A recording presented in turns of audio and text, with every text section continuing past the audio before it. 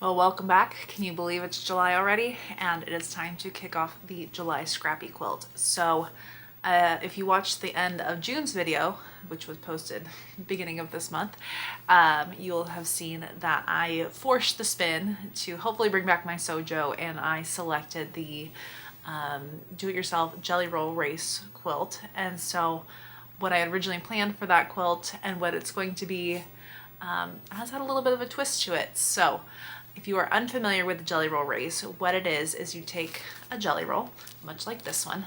So it's Leafy Keen. I'll show you that tag there so you can look that up. And so what you do is you take these 42 strips, you open them all up. The times I've done it, I'll cut off the selvage just so I don't have to worry about those. And then you just sew it end to end to have one big gigantic snake, fold in half, sew that seam, snip the fold in half, and do it I think like 3 or 4 times before you end up getting a quilt top, which kind of looks like this or like this. These are the two Jelly Roll Race quilts I've done in the past. And so my original plan was I was just going to grab scraps from my bin that were with the fabric and just sew them together. And then I stumbled upon a past creation. So let me preface this by saying in 2011, I know that because this friend of mine got married on 11/11/11, and so on that, for their wedding, I made my first wedding queen size quilt. And at that point in time, I had zero concept of how much binding would actually be needed.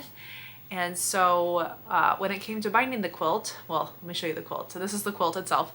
And so when it came to binding the quilt, so I just kept making binding until I didn't need to make binding anymore. And so it left me with a lot of leftover binding. And from there, a couple years ago, so like 10 years later, I found this aforementioned binding and thought, I'll just make a bunch of quilts that match this and I'll just use this as the binding and that'll use it up. Didn't happen. So it's been sitting and it's been floating around, and as I was considering options for this Jelly Roll Race quilt, I stumbled upon the binding and said, this is it. This is what it's going to be. So let me show you the state the binding has been in since 2011. So this is the binding.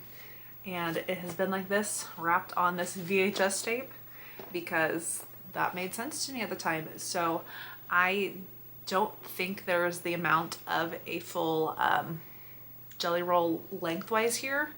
I did unfold a little bit of it and measure it, and it's only 2 inches wide. So so that's what we're gonna work with.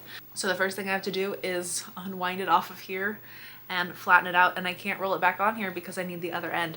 But I do think because this is so scrappy and all over the place, I'm not gonna have to worry too much about my seams lining up.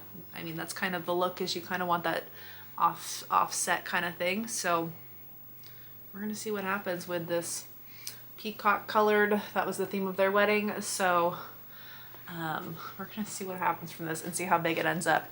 And then it may kick me into gear and maybe I will still make a second scrappy one. Let's not get our hopes too high, but this is what we're gonna turn into a little quilt top, hopefully. So I'll meet you at my ironing board to get this all nice and ironed out to the best of my abilities.